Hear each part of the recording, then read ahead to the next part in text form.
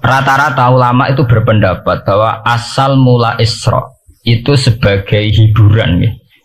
Hiburan dari Tuhan ya, Allah nyukani pelipur larang gini ku saat Nabi ngalami dua kesusahan ya.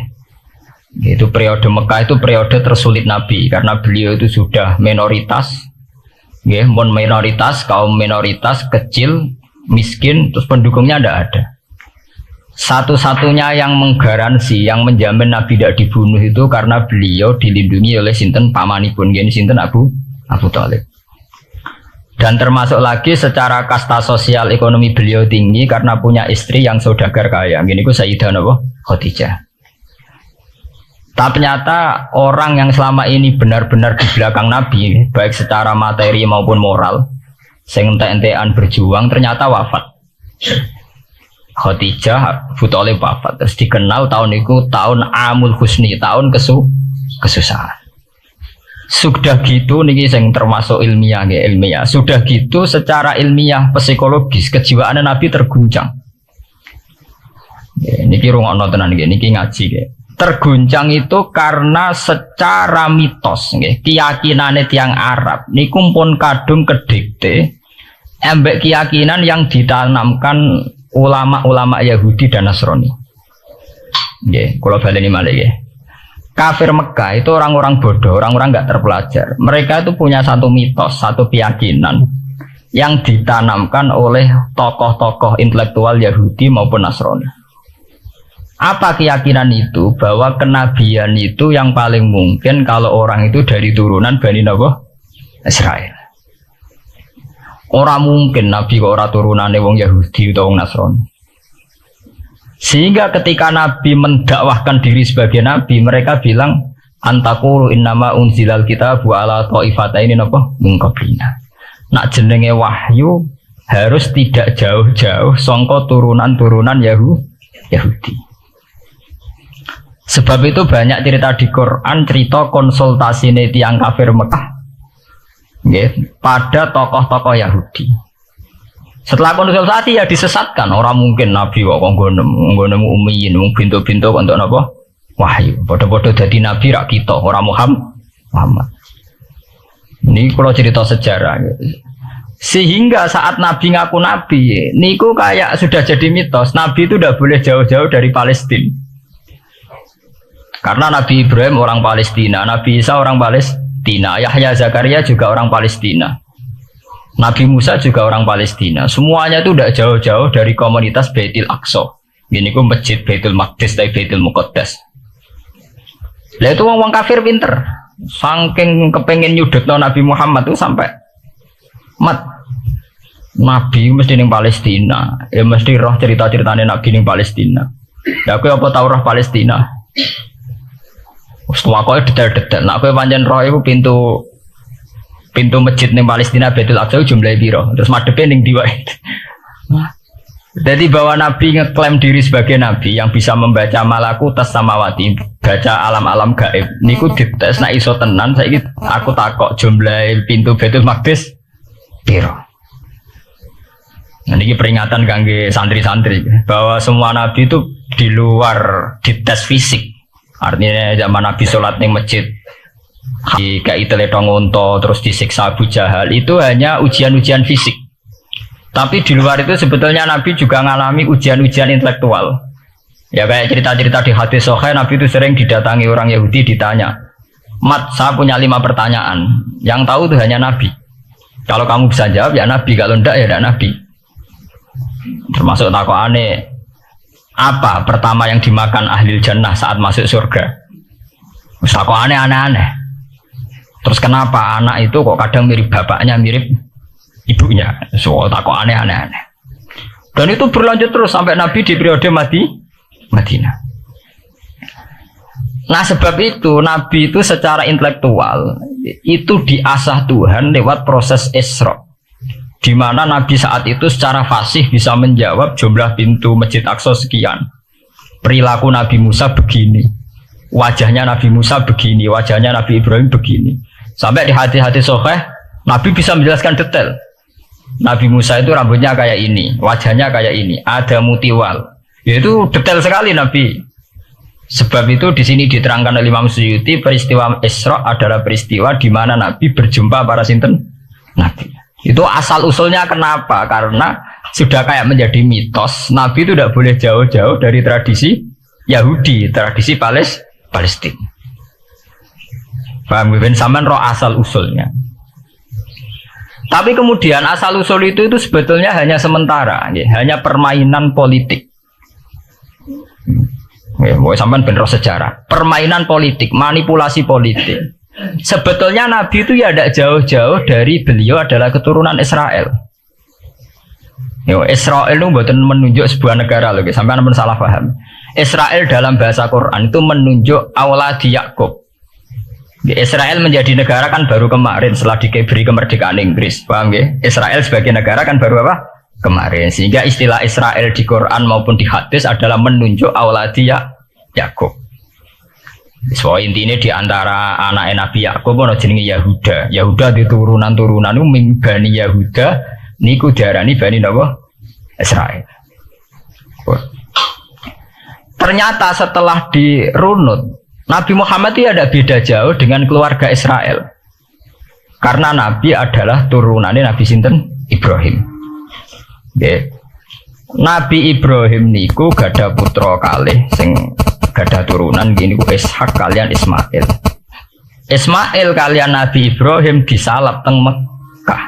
Gini ku sing disebut Quran inni askantu min dzurriyyati biwatin ghairi dzi sar'in inda baitikal muharram.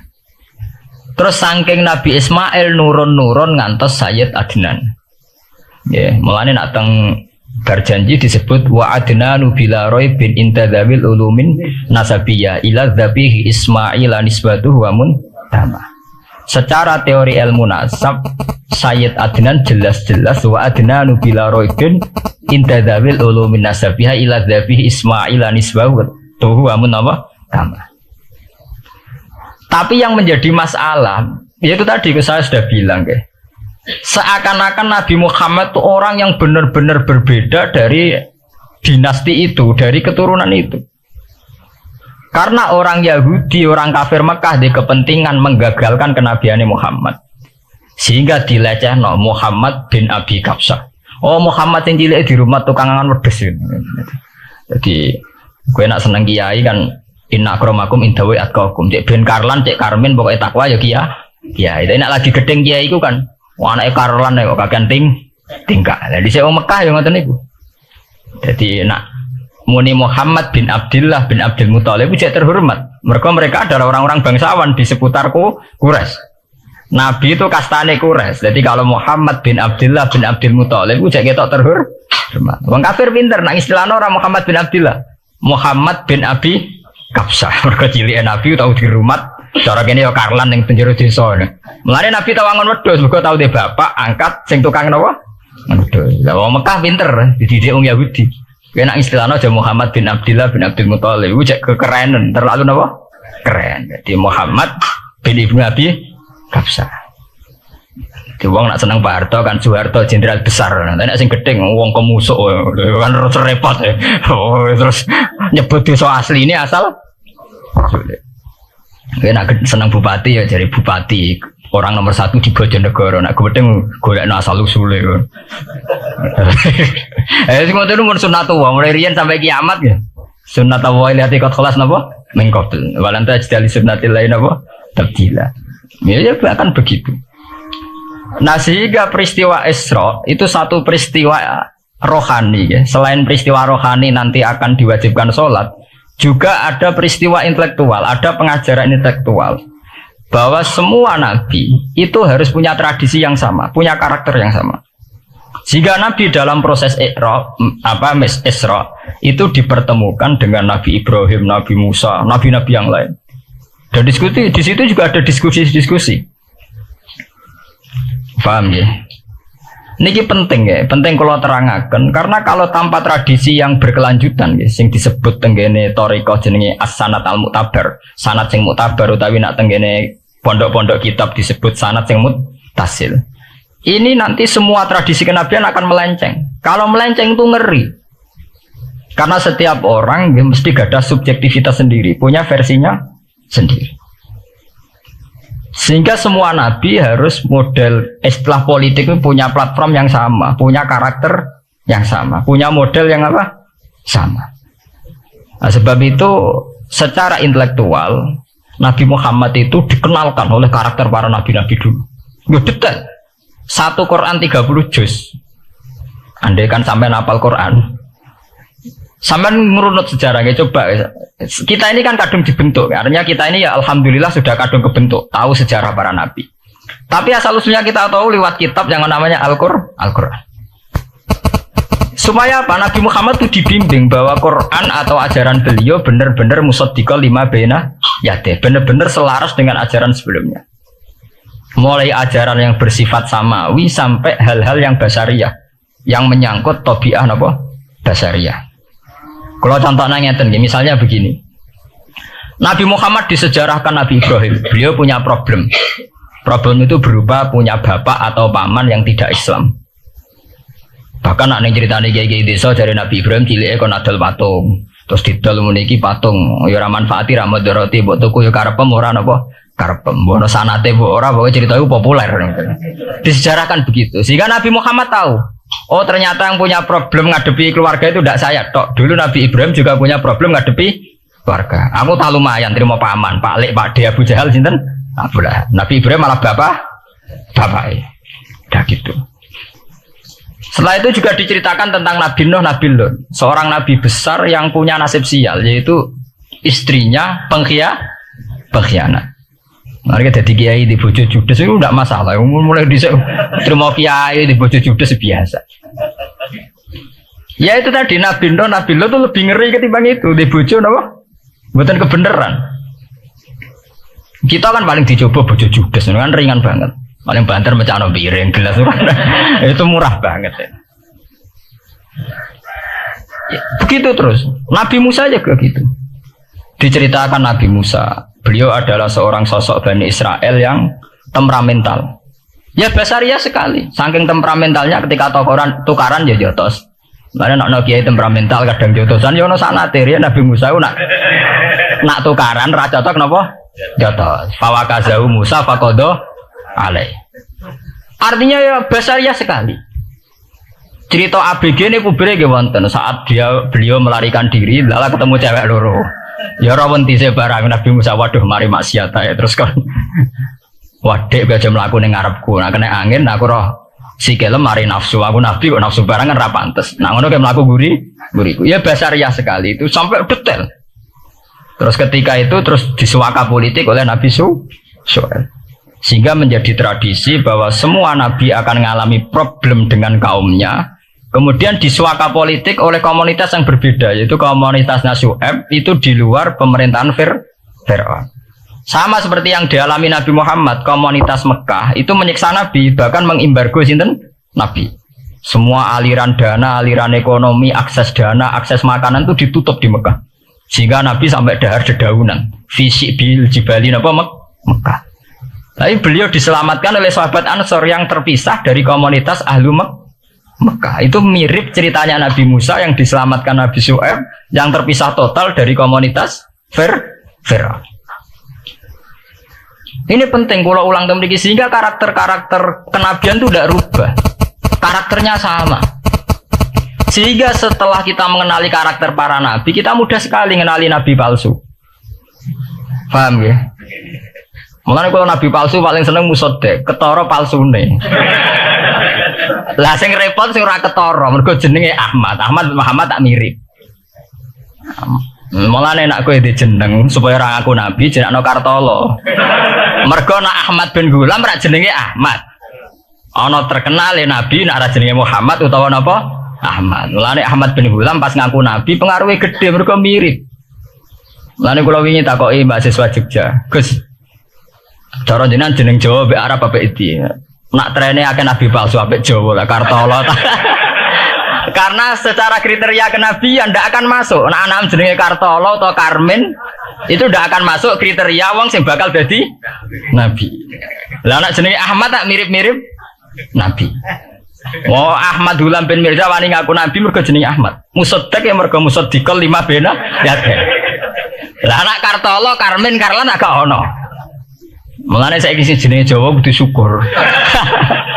Akan terbebas dari mengaku napa? Nabi. Lho syukur kan gak akan salah. Di barokah sampean jeneng Jawa, orang-orang ngaku napa? Nabi. Selamat. Kudu syukur. Paham ya? Tidak apa-apa, itu harus dinikmati. Ya itu tadi, karena Nabi itu punya karakter yang sama, punya tradisi yang sama, yang mirip-mirip. Itu kenapa Quran berkali-kali menceritakan sisi-sisi kenabian Nabi di luar Nabi Muhammad. Karena biar karakter Nabi Muhammad terbentuk, ya, terbentuk dengan karakter Nabi sebelumnya. Tidak melenceng. Kemudian itu ditiru oleh ulama kita. Kita punya guru punya guru lagi, punya tradisi yang sama. Nak mulang kudu istiqomah, santri loro lah kudu diulang. Nak dadi kiai aja mripat ijo nak roh dhuwit. Pokoke dilatih. Nah, tapi dari kiai saiki orang mripat ijo, mripat abang. Mergo dhuwit saiki abang. Dhisik dhuwit paling gedhe ra 50.000 iku ora ijo. Lah saiki 100.000 abang. Dadi saiki nak nasihati nak roh dhuwit aja mripate abang. Mergo ijo wis gak akeh saiki. Paham napa? Kena akal-akalan ngoten jan repot. Tugale kula di santri dablek kena di bojo aja moro tangan. Kula mboten moro tangan, kula saduk, moro sikil. Kena anekdot ngono rusak. Adu-adu ning bojone. Bojone loro, bareng bojone nguwak. Kowe jare rabi Pak ning jaba, bojone jare loro fitnah. Sing bener telu. Ayo kan repot. Ketemu cangkem elek rusak kabeh. Fitnah udah nak loro. Sing bener apa? Telu. Nah, saat ini mun politik ngoten enggak, saya sebagai pejabat tidak pernah mengkorupsi 1 sen pun uang rakyat. Wong edan tapi korupsi ya sak sen. Wong ra waras tapi korupsi napa? Sen. Ngono miliaran tok. Korupsi napa? Sen. Ya mesti ae. Ayo, jadi zaman akhir itu kayak zaman dhisik, kayak Abu Nawas kabeh. Jadi apa-apa niku mun mboten karu-karuan. Mun ya. Wah itu permainan kata begitu niki kula penting kula terangaken nggih. Saya sebagai ahlul Quran, orang yang banyak baca Quran nggih. Itu kita akan tahu betul betapa parahnya nggih atau akibat negatifnya dari permainan kata itu. Dan itu dilegalkan Quran, disahkan Quran dalam beberapa ayat. Yaqulu apa yuriduna ayutfi'u nurallahi bi afwahihim. Orang-orang Yahudi, Nasrani, kafir Mekah itu ingin sekali membunuh Islam lewat permainan kata bi afwahihim. Yaitu tadi misalnya kalau Muhammad bin Abdullah bin Abdul Muthalib itu kelihatan keren karena masih Bani Quraisy. Tapi kalau diistilahkan Muhammad bin Abi Kabsah, wah Muhammad sing anake Karlan niku, iku ora ummiyin. Ibaratnya dadi wong alim terus diistilahno bapakmu sing cileke iku angon wedhus. Ya terus repot terus ajur kah? Kabeh. Itu biafahim. Efektivitas biafahim itu sampai tenggene Tarikhus Suyuti wonten keterangan wa min dzalika irtadda jam'un minas sahabah. Dari permainan kata yang ditanamkan orang Yahudi itu sampai banyak sahabat yang murtad.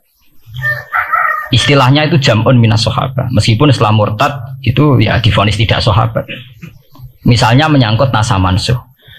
Orang Yahudi pinter, du'afaul muslimin, orang-orang muslim yang imannya masih lemah. Delok le nabimu, wong kok pelin-pelane ngono. Dhisik Ka'bah madhep Baitul Maqdis. Iku wis bener iku mergo kiblate Nabi Musa. Nabi-nabi dhisik kiblate Baitul Maqdis. Nah saiki gara-gara dekne kangen keluargane banyak dekne cak Mekah, saiki kangen Mekah. Terus kon manggon omahe buyut-buyute. Dan saiki kiblat diadepno omahe buyut-buyute. Kangen-kangene dhewe dienggo urusan kiblat jare. Jadi pas Nabi itu masih di Medina. 16 bulan Nabi salatnya madhep Baitul Maqdis. Suatu saat tok wahyu falanu walliyana kiblatan tarduha. Fawalli wajhaka satrul Masjidil Haram. Sakniki kan madhep teng Mekah. Sajane iki normal saja. Artinya normal ya normal. Tapi orang Yahudi memanipulasi bahwa itu fakta bahwa Muhammad itu memimpin agama dengan cara tradisinya sendiri. Mergo dekne kangen keluargane ra iso muleh. Terus salat madhep daerah dhewe, nggo pelipur lah. Jare sahabat sing doa fal muslimin diangen-angen ya iya. Dan ini kalau peringatan tentang santri-santri ya. Sebab itu kalau sampai jadi kiai itu santri harus punya wawasan intelektual yang luas. Semenjak itu Quran mewahyukan secara nalar sejarah. Ya, ini sing disebut ayat Inna awwala baiti wudi'a lin-nasi lalladzi bi Bakkata mubarakah wa hudal lil alamin fihi ayatum bayyinatum maqamun apa Ibrahim. Akhirnya Nabi Muhammad nantang ning tokoh-tokoh Yahudi. Apa salahnya saya punya dua kiblat? Baitul Maqdis adalah kiblatul anbiya karena dulu Nabi Musa di situ, Nabi Isa di situ. Sekarang saya menghadap ke kiblat yang lain karena itu kiblatul Ibrahim dan dia lebih senior. Lebih apa? Senior. Sebelum ada Baitul Maqdis sudah ada Mekah. Mekah lebih senior, lebih tua. Terus disebut fihi ayatum bayyinatum maqamun apa? Ibrahim. Nabi Musa, Isa adalah periode setelah Ibrahim. Sebab itu akhirnya semenjak perdebatan itu orang Islam bangga. Makanya sampean kalau ngaji hadis-hadis sahabat itu bangga. Ana mimman sholla ilal qiblaten, ya. Ana mimman sholla ilal qiblaten. Aku termasuk sahabat yang menangi dua kiblat. Mergo zaman madhep Baitul Maqdis ya kiblatul anbiya, madhep Mekah ya kiblatul anbiya. Artinya apa? Perdebatan ini dimenangkan oleh Nabi Muhammad bukan karena mitos atau kultus atau taklid buta, tapi memang secara sejarah kiblat tertua adalah Mekah. Ini disebut inna awala baiti wudi'a lin-nasi lalladzi apa? Bi Bakkata mubarakah wa hudal lil alamin fihi ayatum bayyinatum maqamun apa? Ibrahim. Artinya Quran tidak pakai teori mitos. Pokoknya Nabi ini saiki aku ya terserah aku, itu udah begitu. Paham ya? Tapi diterangkan secara kesejarahan bahwa asal usul Mekah jadi kiblat itu rasional sekali. Bukan karena Nabi orang Mekah, mboten. Memang dulu-dulunya Nabi Ibrahim berkiblat di situ. Jika Quran jawab inna awwala baiti wudi'a lin-nasi lalladzi bi Bakkata mubarakah wa hudal lil alamin. Ini terus kalau bolak-balik masalah Isra ya. Niku masalah-masalah yang selain pelipul ralar itu ada petualangan intelektual, petualangan ilmiah, di mana Nabi Muhammad diperkenalkan oleh Allah, ya, diperkenalkan watak para nabi, pilihan hidup para nabi, bahkan tradisi-tradisi para nabi. Sehingga mangke teng hadis sahih wonten keterangan saat Nabi nyancang atau menambatkan khimar atau buruk itu ya di batu yang dulu dipakai para nabi untuk nyancang nopo khimar. Jadi tradisi itu dimulai dari barang-barang sepele. Carane nyancang buruk we nabi mirip sama dengan nabi-nabi yang apa dulu. Terus memulainya Mi'raj juga sama dengan nabi-nabi dulu. Wah niku sing secara ilmiah tarihian. Sakniki sing menyangkut akidah firqah fil Islam. Nah niki kula terangno. Menurut ahli sunnah, orang yang mengingkari Isra itu kafir. Ya kafir karena dzikra fil Quran, ya. Isra itu dzikra fil Quran. Makanya tadi saya jarang sekali pakai bahasa Mi'raj. Ya, tapi nak teng Indonesia kadung menang merjep peristiwa Isra dan apa? Mi'raj. Soalnya bahasa kadung salah, kadung menangan ya menangan. Kadung istilah Isra dan apa? Mi'raj. Sebetulnya yang disepakati ulama itu hanya Isra. Artinya yang memungkiri Isra itu kafir karena dzikra fil Quran. Lah kemudian Mi'raj menurut keyakinan ahli sunnah itu terjadi. Setelah terjadi itu masalahnya biruhi wa jasadihi jami'an ma'an atau biruhi faqat. Nah, kemudian menjadi firqah-firqah yang macam-macam. Ada yang meyakini biruhi wa jasadi, ada yang meyakini biruhi napa faqat. Sampeyan kalau ngaji Al-Kawakibul Lama'ah karangannya Mbah Fadl atau kitab-kitab panduan ahli sunnah yang disahkan oleh NU. NU dulu pas musyawarah besar di Jemang yang dipakai panduan itu dulu yang disahkan itu Al-Kawakibul Lama'ah yang dikarang Mbah Fadl. Itu memang kita termasuk ngikuti yang biruhi wajah seti. Tapi sebetulnya dalam kelompok yang biruhi fakot itu ada orang keren di dalam dunia ilmiah. Ini termasuk Aisyah yang meyakini biruhi apa? Fakot.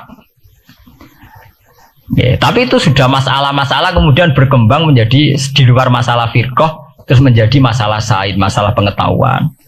Kalau masalah pengetahuan tentu kita ini terus masalah kan, artinya masalah itu Kalau iman diukur dengan akal ya kadang tidak sambung. Wah itu mokal. Orang dengan kecepatan sekian pasti hancur. Dan agama ukur akal terus ya repot. Wong dipendem jadi dibalung ya dibalung, dibakas tangi bareng. Jadi sing disoal ora mek rotok kabeh napa? Disoal. Manjen masalah manusa itu masalah-masalah sing ya begitu. Oke. Mbon niku mboten penting. Nah, itu terus kemudian menjadi firqah. Terus kemudian ada hadis-hadis yang menerangkan proses Nabi dialek dengan para nabi. Kayak ketemu Nabi Musa, Nabi Ibrahim, terus Nabi Idris, Nabi Isa, Nabi Musa. Itu terus diterangkan di hadis-hadis sahih. Ini kalau balik tentang keterangan wau, sebetulnya pertemuan-pertemuan ini itu dimaksudkan Nabi biar punya tradisi yang sama dengan Nabi-Nabi sebelumnya. Karena ini penting ya. Sama nek rasane dadi kiai. Niku kroso banget. Misalnya kita ya, kita akan dididik ala pesantren misalnya. Kita punya kiai-kiai yang punya tradisi. Misalnya nak rawong nakal, wong minum, astagfirullahaladzim, wong kok ngono kan gitu. Ya hanya begitu. Sehingga wis kaya identik angger kiai NU atau amalia NU iku rawani naboki wong sing nyabu. Ya rawani nyaduki wong sing lagi minum. Kemudian itu dianggap satu kekurangan atau apa, walhasil kemudian lahir kayak FPI. Orang yang tidak menerima metode itu. Tapi sudah kayak ada janjian tuh begitu. Kiai paling anti kemungkaran lah yo. Masa kiai paling kerengo sapa mbok terkenal kerengo. Mereka tidak punya catatan repot bahwa mereka pernah jotosi wong minum. Masih sing sering jotosi santri lah, aku tetap ora tahu terkenal jotosi napa? Wong sing mabuk, wong sing minum. Itu sudah kayak tradisi. Dulu zaman Basim Asari Jombang terkenal ijo be abang, yang wabang ya abangan tenan. Sing ijo. Tapi tidak ada catatan sejarah kiai jotosan be pemabuk. Ya memang kayak kita sudah punya tradisi nak roh kemungkaran itu menang kalah itu lewat proses bil hikmati wal mau'izatil hasanah. Kita ini kayak punya tradisi nak roh kemungkaran milih model Nabi wa mahdi qaumi fa innahum la ya'lam. Itu ya kayak ada janjian begitu. Meskipun kita sebagai orang alim ya tahu nahi mungkar itu wajib. Nahi mungkar itu begini-begini, tapi ya praktek kita tidak pernah begitu. Ya, kalau di Timur Tengah kebalikan. Mana ada terima karuan wong nakal. Podo soleh beda aliran halal dibunuh. Sehingga wong Sunni yang ngalalo daerah wong Syiah nggih ngalalo daerah napa? Wong Sunni. Ya sudah kayak tradisi. Sampai nak maca kitab fikih-fikih khas Arab. Mau biasa muni wong ngene iku muhaddarun damu. Padahal ya wong soleh, wong Islam di mazhab apa nih istisdarun apa? Damu. Sehingga kita itu tadi kita punya tradisi. Saya tuh kalau sedang tahajud, matehai para wali-wali songo atau apa, itu yang terpikir di saya itu hanya satu. Agama Islam itu lahir lewat Quran dan hadis. Tapi kemudian tahu-tahu tetap berimprovisasi, berkembang sesuai tokoh yang membawa. Sampai kalau melihat Islam di India dulu sampai perang besar-besaran, kemudian zaman Abul A'la Al-Maududi, zaman periode Muhammad Iqbal, sampai India pecah, kemudian jadi Pakistan yang bernegara apa? Islam, karena banyak konseptor Islam yang tidak setuju negara sekuler. Akhirnya mereka misah jadi negara Islam Pakistan. Kemudian Timur Tengah juga begitu. Karena Timur Tengah sudah Islam semua, masalahnya itu diislamkan ala Sunni atau ala Syiah. Iran menjelma sebagai aliran Syiah. Yang Sunni dianggap sesat, halal darah. Irak zaman Saddam Hussein pemerintahan Sunni. Sing Syiah dibantai, sehingga wong Kurdi do mati. Era Saddam keok gentenan Saddam sing di bantai. Makanya kalau saya ngaji di Jogja, seminar di Jogja bilang, kita ini harus bersyukur. Kita ini punya tradisi konflik yang terbaik di dunia. Enggak, kita ini punya tradisi konflik yang terbaik di dunia. Sampai nak Isra Ikhwanil Muslimin teng Mesir, Badan Intelijen Nasional atau Badan Stabilitas Nasional, Bakor Setanas itu harus terima kasih sama tradisi tokoh-tokoh Islam di Indonesia. Lepas dari kita setuju tidak setuju itu terserah. Tapi kita punya tradisi konflik yang paling baik di dunia. Kurang bencinya Gus Dur sama FPI atau FPI sama Gus Dur. Paling mereka ya adu statement di depan wartawan. Itu bagus sekali. Cara neng Arab wis tembak-tembakan. Kita punya sejarah. Secara pesantren saya itu punya sejarah panjang. Zaman Mbak Imam beda dengan Mbak Zubair, zaman Kiai Memun beda dengan Kiai yang lain. Paling adu statement saat ada tamu itu paling bagus. Kita punya tradisi konflik paling bagus di dunia. Kayak apa mangkelnya orang NU saat Gus Dur diimpis, dipecat. Tapi habis itu ya sering seminar ketemu Amin Rais. Ya mereka adu polemik, ini tidak konstitusional, ini apa. Gus Dur nggak jurus dekret. Sing situ nggak jurus sidang mewah, nah kurang serem sidang istimewa dilawan sidang luar biasa. Pokoknya agak istilah sing serem-serem. Tapi tidak saling bunuh loh, sampean harus syukur loh.